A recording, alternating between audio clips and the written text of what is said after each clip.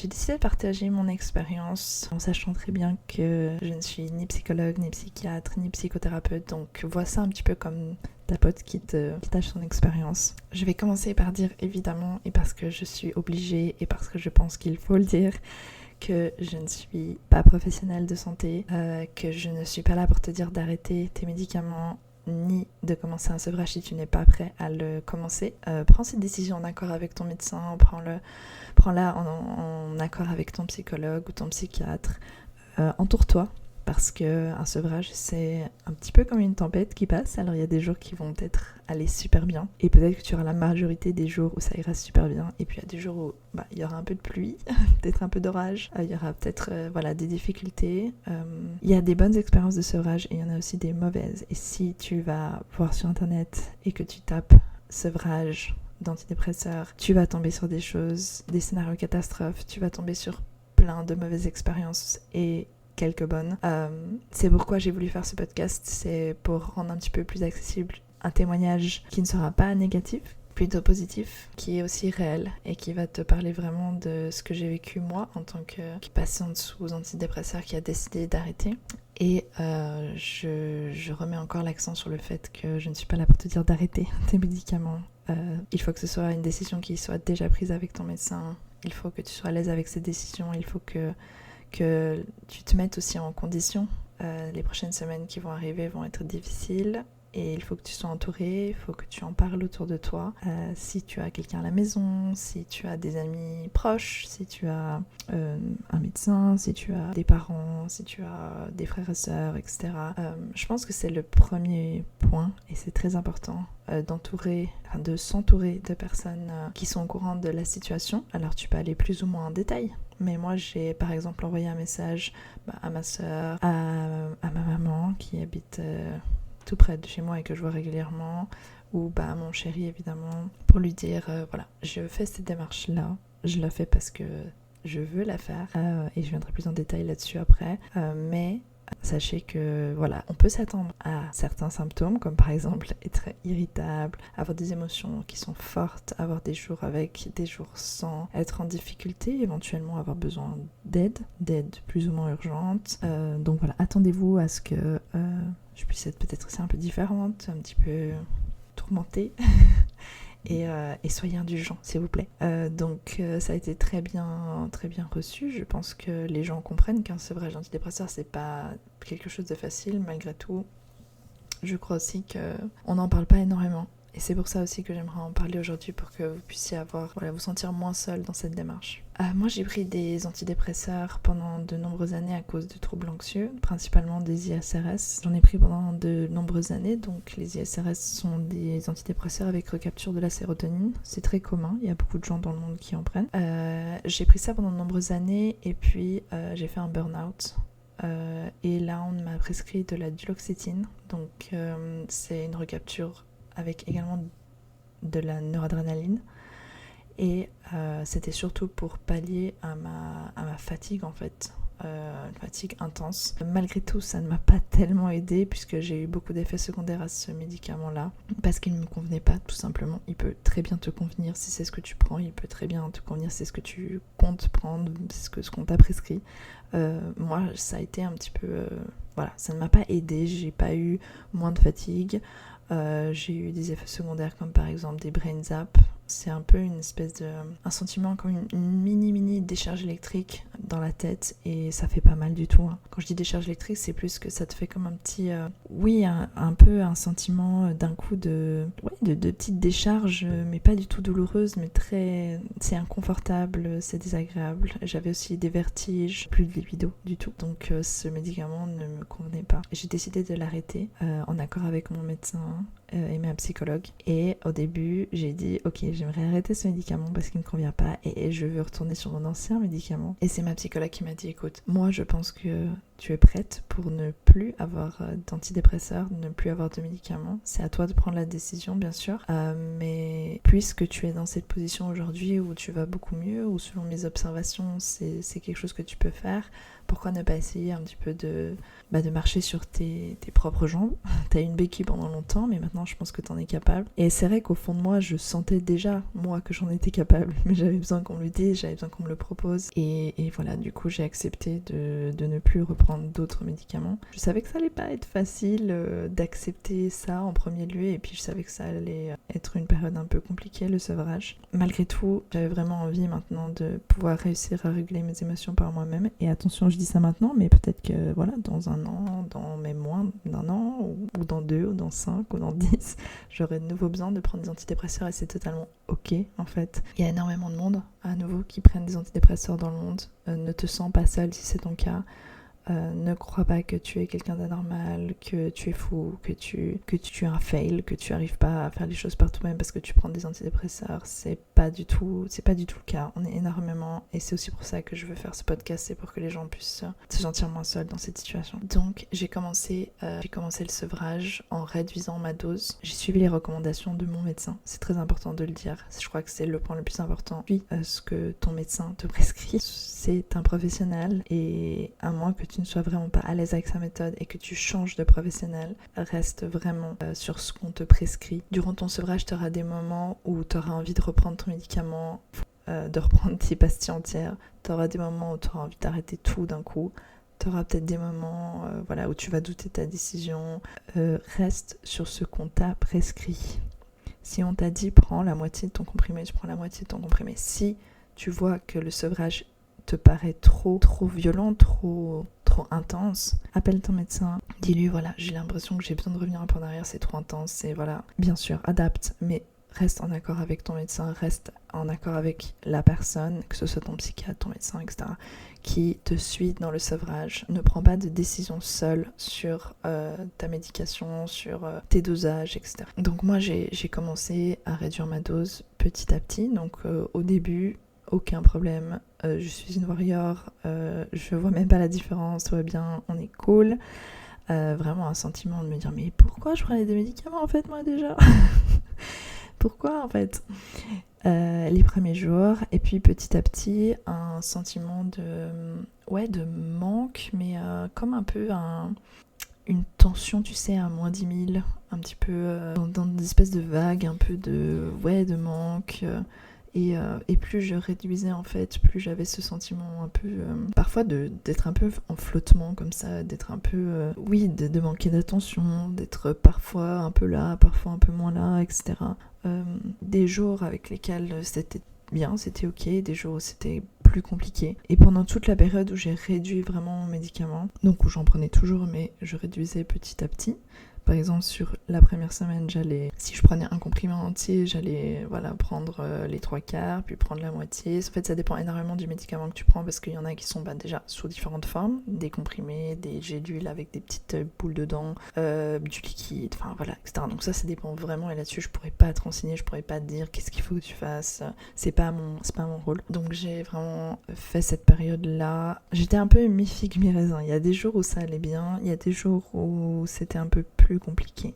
Pour moi, la période la plus compliquée a été à partir du moment où je m'approchais vers la fin de la réduction, c'est-à-dire que je m'approchais du jour où je ne prenais plus rien, où allait commencer vraiment le sevrage, j'ai envie de dire total. Et plus je m'approchais de ce jour-là, évidemment, plus j'étais en manque du médicament, et plus mon cerveau devait apprendre à refaire les substances, la sérotonine, etc. tout seul, avec de moins en moins de médicaments, de moins en moins d'aide en fait. De plus en plus, j'avais les sentiments un peu comme une femme enceinte, pour celles qui ont déjà été enceintes et qui écoutent ce podcast. J'avais un peu ce sentiment, tu vois, de pouvoir pleurer devant un pub de Kinder Bueno, tu vois, un truc un peu comme si j'avais les émotions qui étaient vraiment beaucoup plus fortes que d'habitude, être irritable, beaucoup, très irritable, que les choses elles vont pas assez vite, que avoir pas tellement de patience. Si vous avez des enfants, ça peut aussi vous mettre un peu... vous avez moins de patience. Et tout est amplifié en fait. Tout est amplifié. C'est pour ça que je dis un peu comme une femme enceinte, parce que moi, mon expérience en tout cas, ça a été que quand j'étais enceinte, j'avais envie de pleurer devant vraiment des pubs à la noix, des musiques émotionnelles, beaucoup plus encore que d'habitude, alors que je suis quelqu'un de sensible. Donc ça a été un peu vers la fin, jusqu'à arriver au jour où j'ai dû faire quelques corrections dans mon dosage, de nouveau pas par moi-même, je l'ai fait en accord avec mon médecin, où j'ai trouvé qu'en fait je faisais des alternances entre mon médicament entre 30 mg et 0, et les jours où j'avais 30 mg c'était la fête, ça allait trop bien, et les jours où j'étais à 0 c'était cata. C'était cata, vraiment je me sentais mal, j'avais la tête qui tournait, j'étais vraiment pas bien. Donc en fait ça faisait vraiment le yo-yo, un jour oui, un jour non, un jour oui, un jour non, et psychologiquement c'est difficile à vivre parce que tu te dis ouais j'y arrive trop bien, c'est super, puis le jour d'après c'est oh my god je suis en train de sombrer, ça va pas du tout, des nausées, enfin voilà vraiment. Donc on a décidé de changer de méthode où j'ai vraiment réduit vraiment petit à petit, donc je suis passée de 30 jusqu'à, moi j'ai des petites billes en fait dans mes capsules, donc j'en enlevais petit à petit. C'est une technique spécifique qui est parfois utilisée et ça m'a vraiment mieux convenu parce que du coup je descendais progressivement et j'avais le temps d'appréhender les symptômes en fonction dès qu'ils arrivaient en fait. J'avais le temps de me dire ok là on est sur un nouveau truc, on a des nausées, ok c'est bien, les nausées, ok on a ça, et en fait c'est le fait de vraiment pouvoir appréhender ces symptômes sans que ça revienne faire du 100 et du quasiment 0, non, du 100 ou du 50 et du 100 et du 50 et du 100 et du 50 tout le temps, c'était vraiment exténuant. Donc là ça me permettait vraiment d'être un minimum plus stable, vraiment dans la phase de descente, jusqu'à arriver au moment où en fait j'ai totalement dû arrêter. Et là c'est vraiment un peu comme un gars qui fume des clopes ou je sais pas, c'est vraiment en fait un geste qui manque un peu. Quand vous avez l'habitude de prendre un antidépresseur tous les soirs avant de vous coucher ou tous les matins en vous levant, enfin peu importe, vous avez vraiment l'impression quand vous n'en prenez plus d'un espèce de vide. Moi j'allais me coucher, je me disais mais j'ai oublié un truc, mais non j'ai rien oublié en fait. En fait non, j'ai rien oublié, c'est tout bon, on est bon, on va aller se coucher. Et c'est vrai que c'était un peu intimidant. J'ai remplacé ça du coup, et là encore en accord vraiment avec mon médecin, donc ça a regardé. Mais moi j'ai remplacé par des compléments alimentaires, notamment du magnésium pour l'anxiété, des vitamines B, des formes de vitamine B. Et j'ai trouvé que ça m'a aidé. Alors est-ce que vraiment c'est sur la psychologie de prendre quand même un médicament entre guillemets, c'est pas un médicament mais vous comprenez le geste, ou est-ce que c'est vraiment le complément? Je pense que c'est un peu des deux. J'avais aussi lu un petit peu là-dessus et pu constater que c'était quelque chose qui était conseillé. Maintenant de nouveau c'est aussi des choses qui se dosent, faut pas être en surdose non plus, donc regardez vraiment ça avec un médecin, mais ça peut être une alternative intéressante pour notamment remplacer un peu ce geste là qui est parfois difficile à enlever, surtout si vous le prenez des antidépresseurs depuis des années. Ça peut vite être un peu une étape compliquée. Donc j'ai passé celle-là où j'ai commencé à ne rien prendre, et pendant les 3 premiers jours, beaucoup de nausées, beaucoup de nausées, beaucoup de mal à manger sans avoir hyper mal au ventre, sachant que moi je prenais de la duloxétine, ça régule aussi votre digestion. Du coup c'était assez compliqué que mon corps s'en passe. Donc vraiment des nausées, c'est pour ça encore je rigolais en disant mais c'est pas possible en fait, c'est vraiment comme une femme enceinte, tu vois. Nausées terribles, surtout le soir. Le soir ça a toujours été un moment plus compliqué pour moi de manière générale, même quand j'avais des problèmes d'anxiété, mais avec le sevrage c'est vraiment là où je prenais mon médicament en fait. Et donc étant donné qu'en plus je prenais un médicament qui avait des effets assez courts sur 12 heures, forcément quand on arrivait au soir et que c'est là où j'étais censée en prendre, le manque était encore plus fort à chaque fois. Donc c'est vraiment que le soir ça a vraiment été un moment un peu compliqué. Et puis après au fur et à mesure que les jours avançaient, c'est là où ça a été la période la plus difficile, je dirais. Et en fait je m'accompagnais énormément de l'AI, de ChatGPT. Alors oui, je sais, ne foncez pas direct dessus, je sais qu'il y a des mauvais côtés à l'AI. L'AI ne remplace en aucun cas vraiment des professionnels. Pas parce que vous avez l'AI que vous pouvez vous dire oh ça va, j'ai pas besoin d'un psychologue, j'ai pas besoin d'un médecin, pas du tout. Ce que je suis en train de dire là, c'est juste que j'ai beaucoup utilisé l'AI. Je m'en suis servi vraiment comme compagnon dans des moments où en fait c'était pas assez urgent pour que j'aille aux urgences, mais c'était pas agréable à vivre et que j'avais besoin de dire hey, est-ce que c'est normal, est-ce que c'est dans cette phase là de mon sevrage c'est normal d'avoir ça? Et ça m'a énormément aidé. Il me donnait notamment des exercices de respiration, ça m'a aussi beaucoup aidé. Enfin voilà, c'était un petit outil, un petit plus qui m'a accompagnée durant mon sevrage. C'est pas là-dessus qu'il faut se reposer parce qu'en fait le problème avec l'AI c'est que il peut ne pas vous challenger sur certains aspects et du coup ne pas vous aider si vous êtes vraiment en détresse. Là, je parle vraiment d'une détresse profonde et c'est important de comprendre que l'AI, il est aussi là pour aller dans votre sens et de vous conforter et que s'il n'est pas bien utilisé, pas bien configuré, ça peut être dramatique, ça peut avoir des conséquences compliquées. Donc, n'utilisez pas l'AI comme un médecin. L'AI n'est pas du tout un médecin, que ce soit ChatGPT ou autre chose. Allez voir de vrais professionnels avec des vrais gens. Donc j'ai utilisé ça un petit peu comme un petit compagnon quand j'avais pas forcément envie d'encore parler de mes problèmes à mon chéri à 23h le soir ou que lui il est à faire des recherches ou des choses comme ça. C'est vrai que je posais une question et puis ça me rassurait en fait. C'était plus pour me rassurer moi vraiment que ce que je vivais c'était normal, que dans ces phases-là c'était ok. Parce que c'est vrai que la première semaine, sans rien du tout, ça allait encore. Et vers les 10e jour environ, ça a été vraiment compliqué. J'ai commencé à avoir des jours et surtout des soirées avec vraiment assez dark, avec des idées noires, avec des passages vraiment à mou, avec beaucoup d'anxiété, beaucoup de culpabilité aussi, pleurer pour rien, à me sentir... j'avais l'impression en fait de refaire une rechute complète quoi. Et c'est ça le piège un peu, c'est que ça vous donne l'impression de rechuter complètement et là vous dites j'aurais jamais dû arrêter, j'aurais dû continuer mon médicament, ça vous donne envie de revenir en arrière et c'est là tout le vice en fait, c'est que il faut garder le cap, faut continuer, faut se mettre en mode automatique. Et j'entends par là mettre en mode automatique, ça veut pas dire qu'il faut pas pleurer, ça veut pas dire se mettre en mode robot, se mettre en mode automatique, c'est ok, je suis en train de vivre ça, je sais que c'est un des symptômes du sevrage. Ok, mon cerveau, j'ai compris que t'allais pas bien, mais là il faut que je m'occupe de mon corps, il faut que je me calme, donc il faut que je fasse mes exercices de respiration. Oui, j'ai l'impression de flotter à 50 mètres au-dessus de la terre, très désagréable, très désagréable, mais je sais que c'est dû au sevrage, c'est pas une rechute, c'est pas dû à moi, c'est pas dû à un quelconque traumatisme, c'est vraiment le sevrage et c'est difficile parce que pendant plusieurs jours je me disais mais est-ce que c'est normal d'être comme ça, est-ce que j'ai pris une mauvaise décision,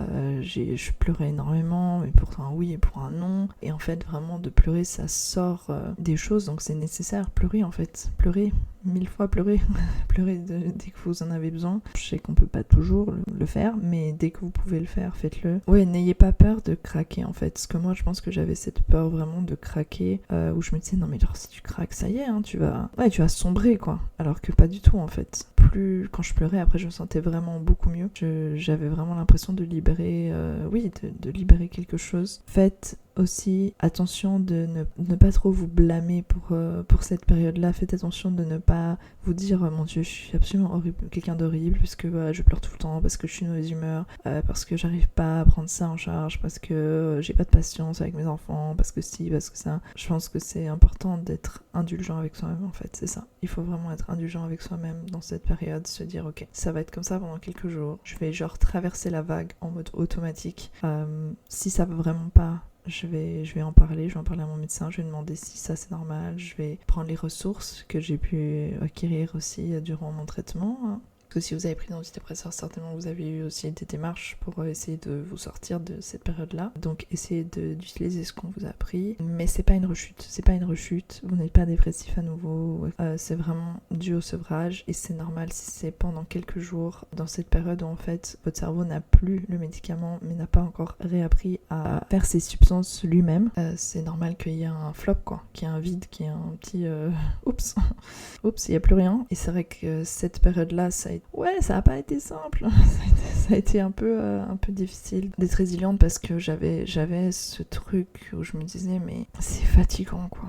C'est fatigant, purée, de se dire ça a l'air d'aller mieux, vous levez le matin ça a l'air d'aller mieux, puis après le soir ça va pas, et puis la vie continue de tourner quoi, selon quoi vous avez un travail, vous avez des études, vous avez des enfants, vous avez un chéri, vous avez peu importe, la vie continue quoi. Et en fait, il faut traverser la tempête, et il faut y aller de plein front parce que de toute façon, vous n'avez pas tellement le choix. Alors après, comme je disais, vous pouvez trouver des alternatives plus naturelles pour vous accompagner, vous pouvez demander des conseils à votre médecin. Éventuellement, est-ce qu'il existe des antidépresseurs naturels que vous pouvez utiliser, etc. Moi, j'ai pas envie de vous donner des conseils qui ne sont pas adaptés à votre santé, à votre cas. Ce que je peux vous dire, c'est que cette période-là, je l'ai traversée et que très scientifiquement, j'ai pris des données et je savais, ok, entre le 10 et le 15e jour environ, c'est là où c'est la pire période. Je le savais. J'ai mis mon imperméable et j'ai traversé la tempête.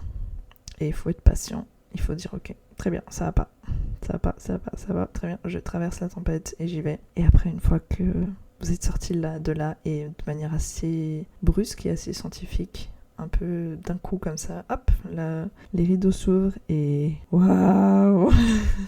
Beaucoup moins de nausées, votre cerveau qui reproduit lui-même de la joie, du bonheur. Alors au début c'est des petites choses, hein. C'est des petits moments, c'est des ah bah tiens j'arrive de nouveau à profiter de regarder la télé avec ma chérie.